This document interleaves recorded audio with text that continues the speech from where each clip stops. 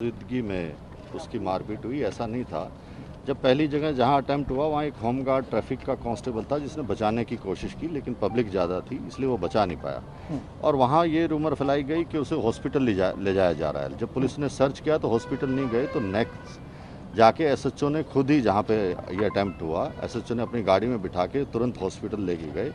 और हम लोगों ने 4 जो मेन जो हैम्बर से मार रहे थे, लाते मार रहे थे या जो भी थे, वो अरेस्ट कर चुके हैं 307 के अंदर, और इनको पूरा सबक सिखाएंगे। किसी प्रकार की इसमें ढिलाई नहीं रहेगी, और बाकी एक्यूज जो भी हैं किसी को छोड़ा नहीं जाएगा। पुलिस कर्मियों को भी सस्पेंड किया गया है सर? पुलिस कर्मियों को सस्पेंड किया गया है, एक एसएचओ और 2 आदमियों को किया गया है, क्योंकि वो ये अंदाज़ा नहीं लगा पाए कि वो किस साइड को गाड़ी निकली है।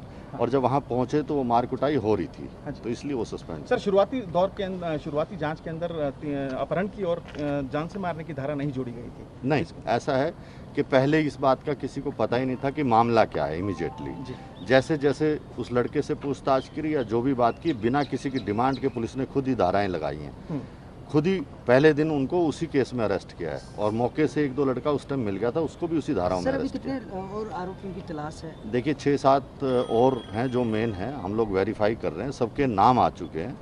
और सबको उन्हीं धाराओं के अंदर अरेस्ट करेंगे ताकि आगे से कोई इस तरह की वारदात के बारे में सोचे भी सर, पहले से डिपार्टमेंट है गोरक्षा के लिए, तो क्या कहना चाहेंगे मॉब लिंचिंग की ऐसी वारदातों करने वालों को? ये बहुत घटिया वारदात थी, और जो इन्होंने किया है इसकी सजा इनको मिलेगी।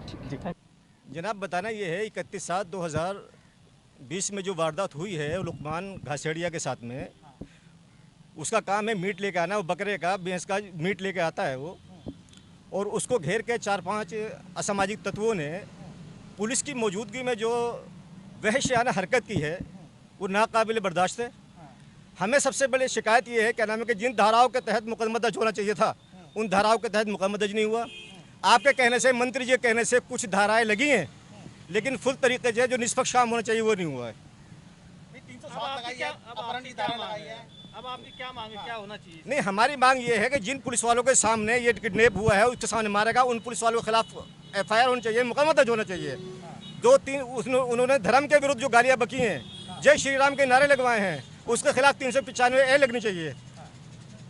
सरकारी बाधा में उन्होंने सरकारी काम में बाधा पहुंचाई है, उसके खिलाफ वो एक्शन, धारा नहीं लगी है, वो धारा लगनी चाहिए। यानी कि हमें न्याय नहीं मिल पा रहा है, हमें न्याय मिलना चाहिए। तो उस पर पुलिस वालों पे जो कानूनी कार्रवाई बनती है वो पूरी की जाए।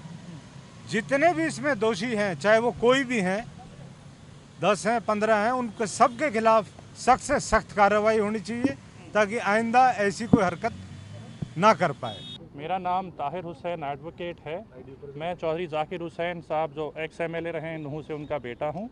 क्या कहेंगे इस पूरी वारदात को लेकर? आप देखिए, उनके परिवार से भी मिले थे? देखिए, जो घृणित, हम पहले दिन से ही हमारी रिहाइश यहीं गुड़गांव की है।